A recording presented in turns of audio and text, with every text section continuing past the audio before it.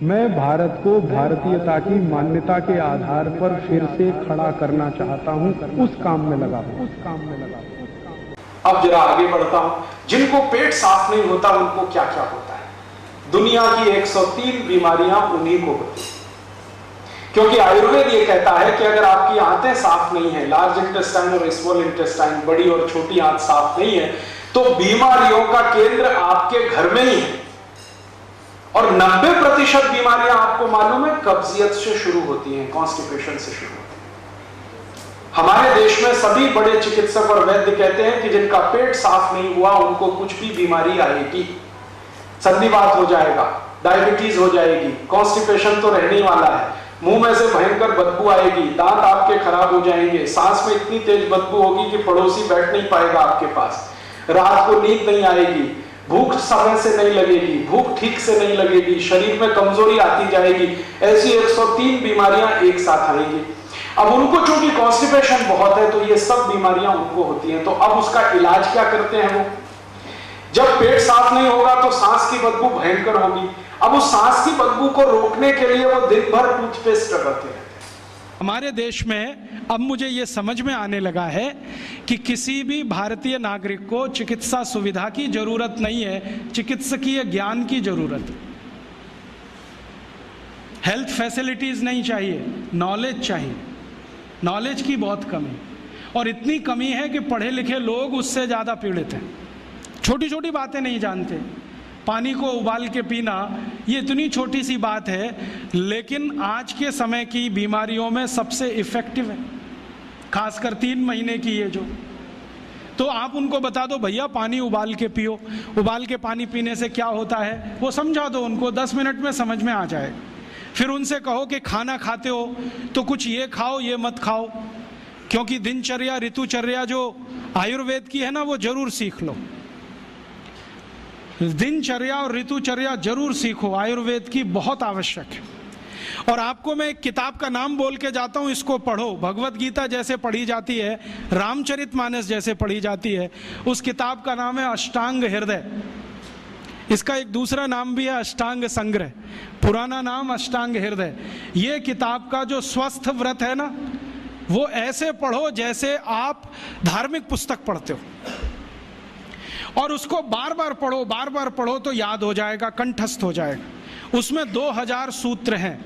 ये सूत्र लोगों को बताना शुरू कर दो। छोटे छोटे सूत्र हैं, जैसे खाना खाने के बाद पानी मत पियो, स्वस्थ रहना है जिंदगी भर तो खाने के 1 घंटे के बाद पानी पियो। क्यों नहीं पिए वो आप सब जानते हो, सरल भाषा में उनको समझा दो। फिर उनको बोलो पानी पियो तो घूंट भर भर के पियो, सिप करके पियो, ताकि ज़्यादा लार शरीर में जाए, वात पित्त कफ तीनों संतुलित रहे। ठंडा पानी कभी मत पियो। मैंने दुनिया में ठंडे पानी पीने वालों को बहुत देखा है।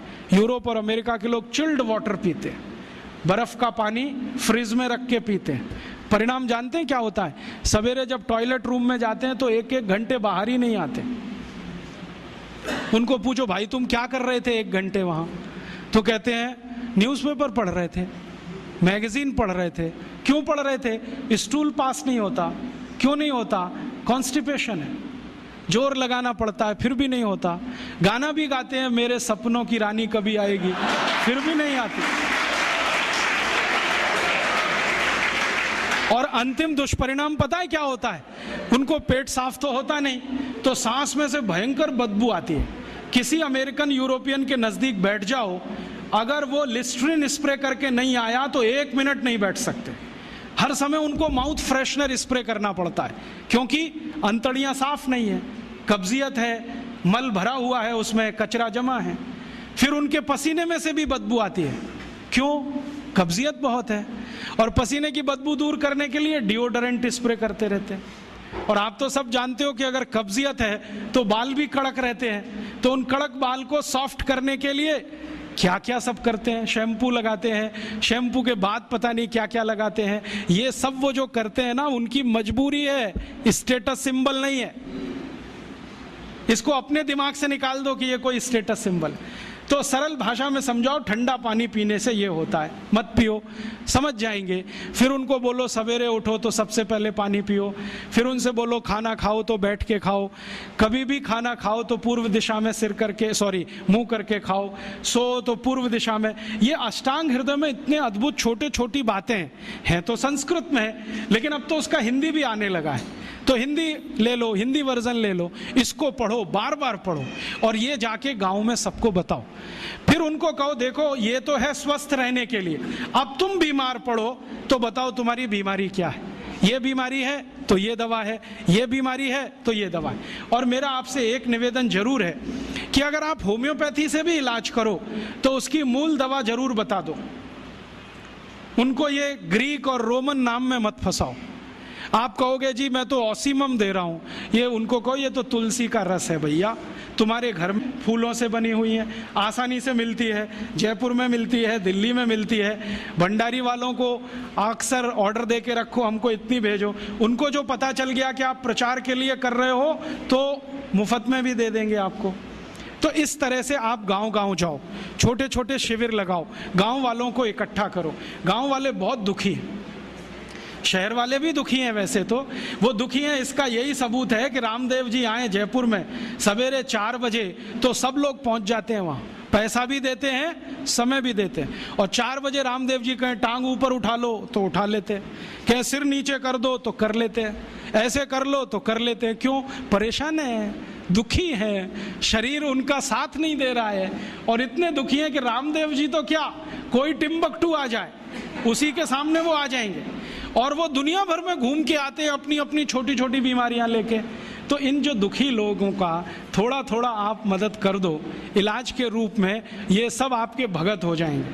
और ये भगत हो जाएंगे तो कहो आप भी प्रचार करो इसका, वो भी करें, आप भी करो, तो ये इतना तेजी से मल्टीप्लाई करेगा कि 2-5 साल में एलोपैथी का बाजा बज जाएगा। और बजा देना है अपने को, हाँ, ये संकल्प लेके चलो कि इनका बाजा हमको बजाना है।